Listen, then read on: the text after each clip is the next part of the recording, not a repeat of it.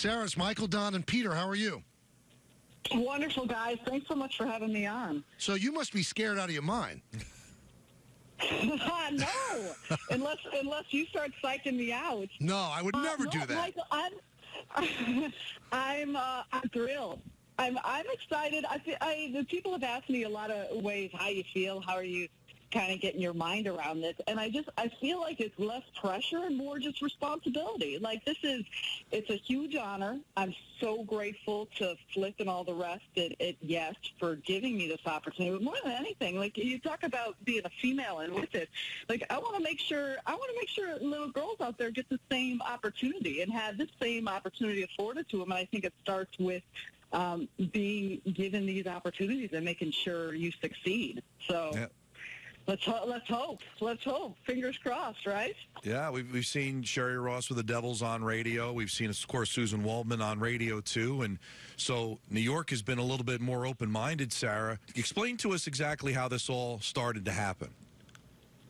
It actually started, I'll try and keep it brief, but 3 seasons ago, Frank DeGrace, our game producer, understood how I prep for games, kind of the knowledge that I had, and we just had a scheduling quirk where none of our analysts were available to do a game in March, given some of the responsibilities with the college broadcast that they do.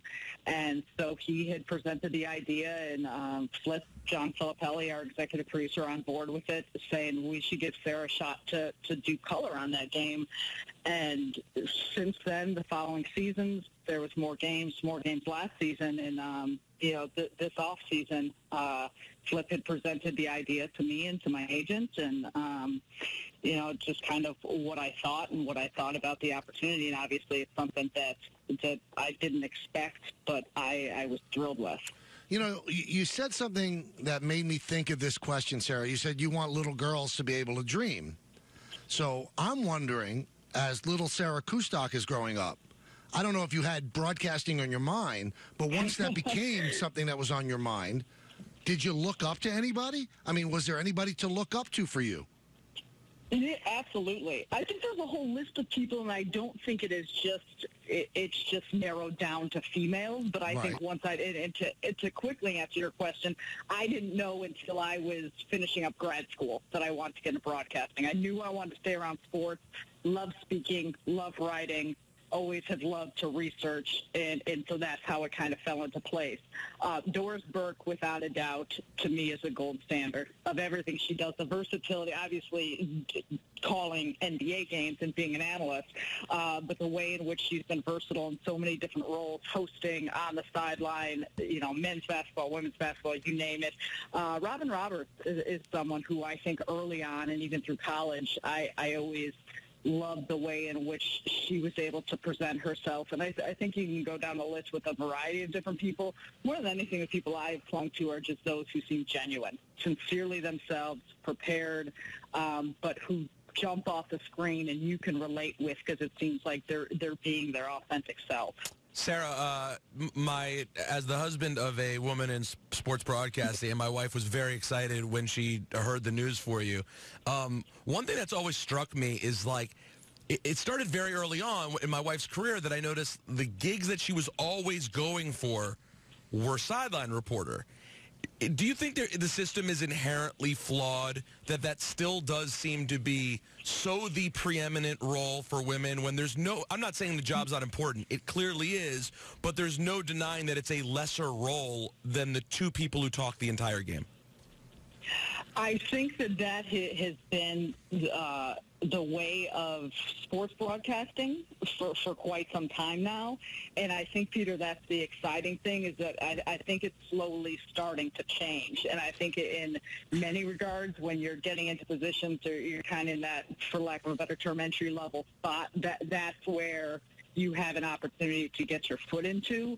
But I like the way that it's changing. I like the way we're seeing more women doing analysts on games, more women doing play-by-play in the studio.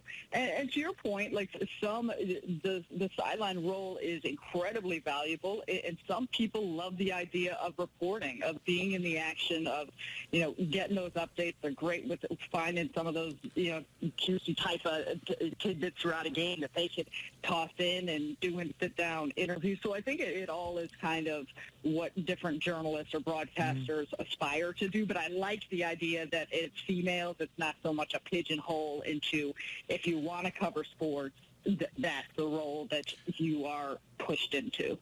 Sarah, the struggle to become an analyst, whether it's on television or radio for a woman, do you think it's more of the bias being the female side of it, or the reluctance sometimes of teams not wanting to go with someone that did not play on, in this case, the NBA level or the professional level in other sports? So is it the lack of that, or is it just the uncomfortableness, do you think, of people wanting to have a woman get that opportunity?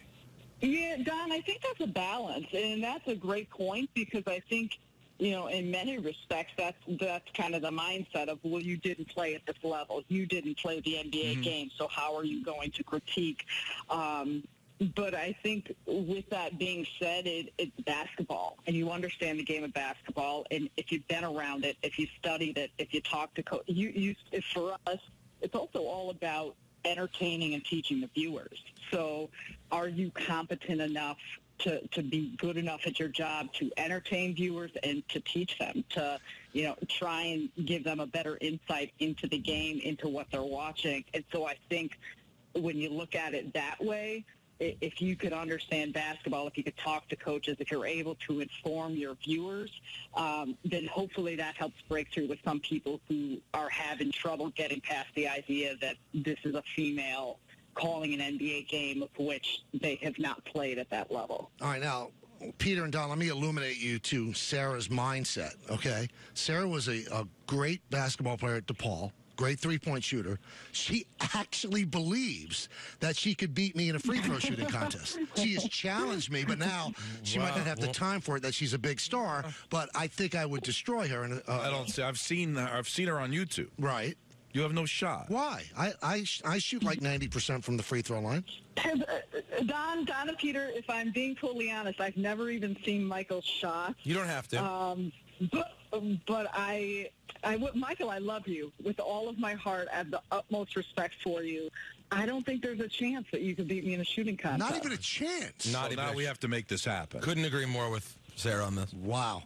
We need to make this happen. I don't even know if you're righty, if you're lefty. So you're just looking at me and saying that I'm unathletic. That's what you're saying. That's exactly what you're saying. I did not say that. I did not say that. But you're intimating it. It's hurtful.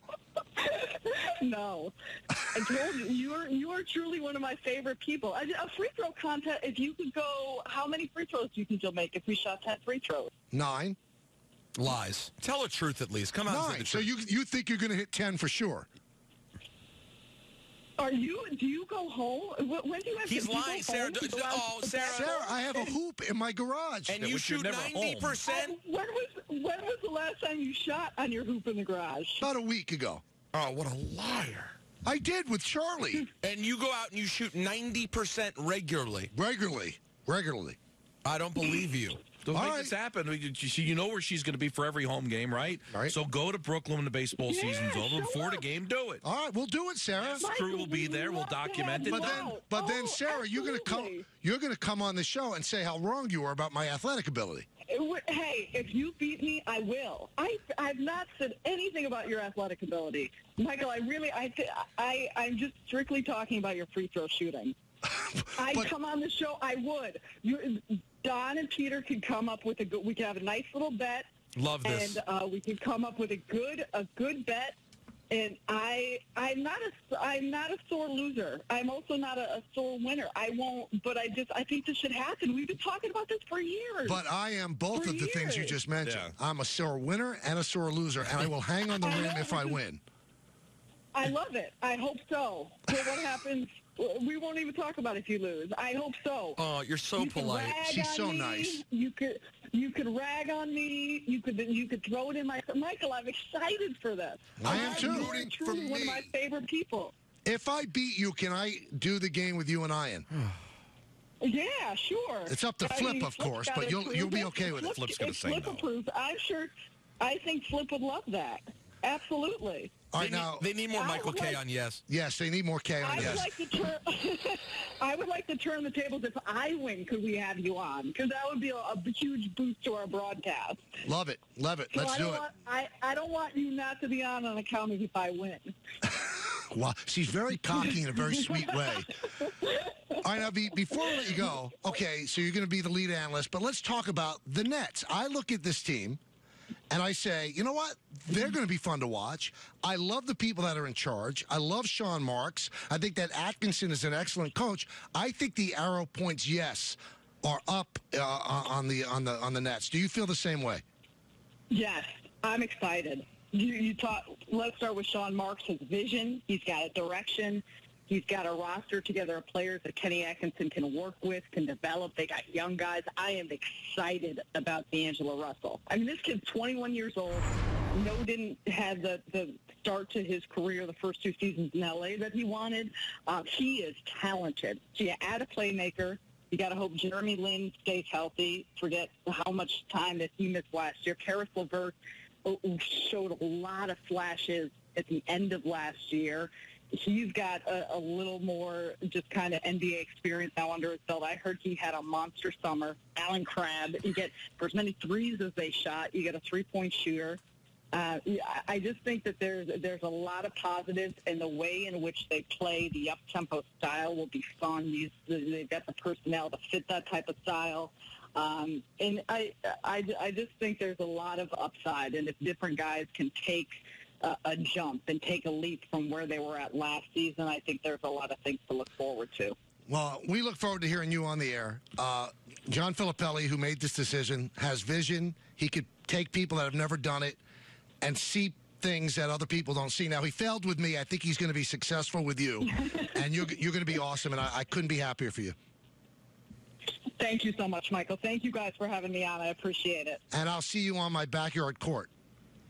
We can start practicing. Tell Jody. You can tell Jody get ready to rebound for you. I have a feeling some of those balls are going to be flying all over the place. There'll be no rebounds. There's no rebounds when it goes through the net. Bye, Sarah. Wow. Cocky. You guys are the best. Bye. Thank you.